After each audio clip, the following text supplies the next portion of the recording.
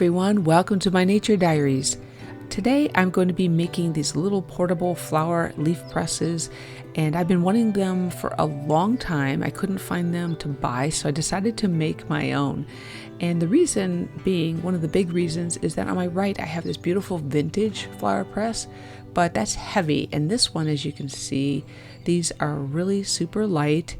And this is not something you want to carry around in a backpack. So I love collecting things on the trail, and when I do that, I can also bring them back and transfer them actually right over from this little flower press or leaf press right into my big one. So I think this is going to be a fun little project, and let's get started.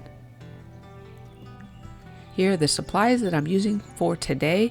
Take a screenshot right now if you would like to have a photo of all these materials. But what's great about them is that they're pretty simple items that you might even already have laying around the house. And the only thing that I purchased was this black elastic that you're going to see over there, and that material. I did purchase those things, but everything else I've already had, and including these packaging little rectangles. I had them from some furniture packaging, I believe, and I rescued them, and I thought these would make a great flower leaf press. And it's corrugated cardboard if you're looking for that, very strong and light at the same time. So it's perfect for what we're going to be doing for today's project. And of course, if you can't find something like pre-cut, there's always corrugated cardboard lying around somewhere, I believe. If not, I found some even in our local Home Depot, but there's some like in a food item, like a pizza crust, I believe that was in. Also, I'm going to be using just plain white copier paper for the lining paper for the flower press, and you can use any paper really that you would like. I'm going to be using fabric to cover my flower press because it's just more durable, and the main thing is to make sure it's light and thin enough you can fold it well. And today I'll be using this little fall leaf fabric. I like dark florals, and I think they're perfect for something that's going to be in and out of a backpack. First of all, what we're going to do is lay the material wrong side up, and then we just lay down our front and back covers for our flower press on the natural corners of the material. I just use these straight edges because it's less cuts to make, and I'm just leaving about 1.5 to 2 inches, just depends on what you feel comfortable with, all around it. And then using either a rotary cutter or regular scissors, just make that straight line down, and of course at the bottom.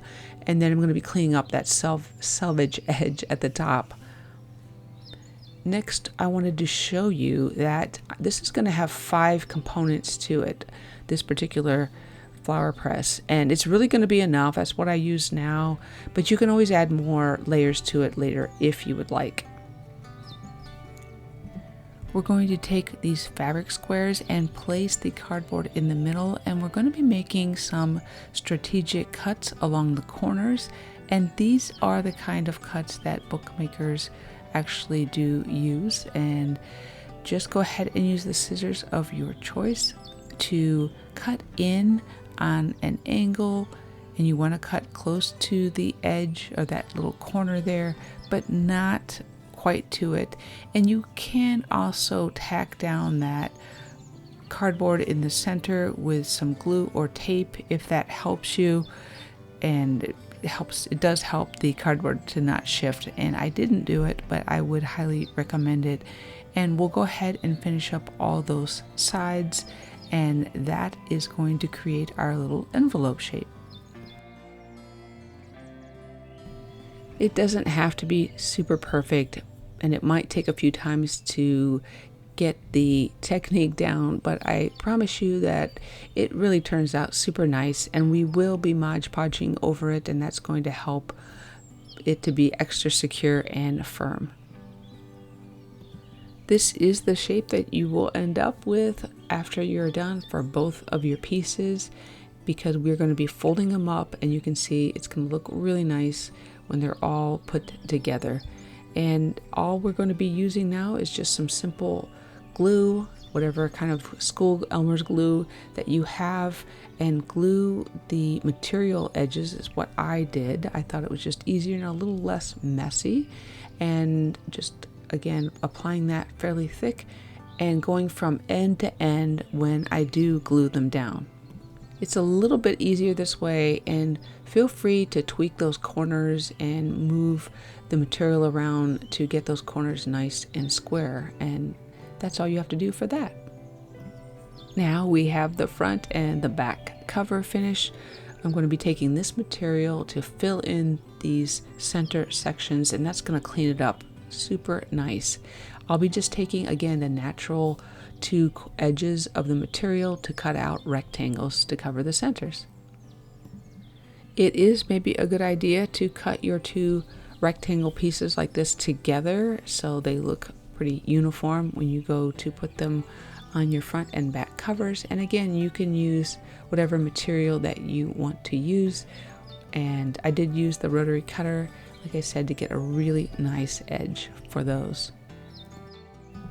Just a quick reminder, if you haven't subscribed yet, I'd love to have you follow along. If you enjoy nature art, nature journaling, sketchbook art, and all those kind of things, I would love to have you comment, like, subscribe, and be a part of this YouTube community. Really appreciate all your kind words and encouragement, and thanks for watching so far. Taking the white copier paper, again, these little rectangles are like 4 by 3 inches, and I got about 4 of these rectangles out of a regular size copier page. But you again can use any kind of paper that you want to use. It's just that copier paper is available and inexpensive, and the flowers really do look great set off against that white. And once those are cut down to size slightly smaller than the inserts, you can go ahead and fill those out and just make sure that there's just enough papers in between each section.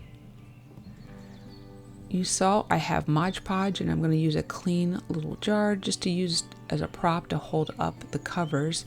And I'm using a matte version of Mod Podge, and I'm going to give these front and back covers 3 coats, which I will let them dry clear in between, and then let them dry a good 24 hours before going on with anything else, just so they're not sticky.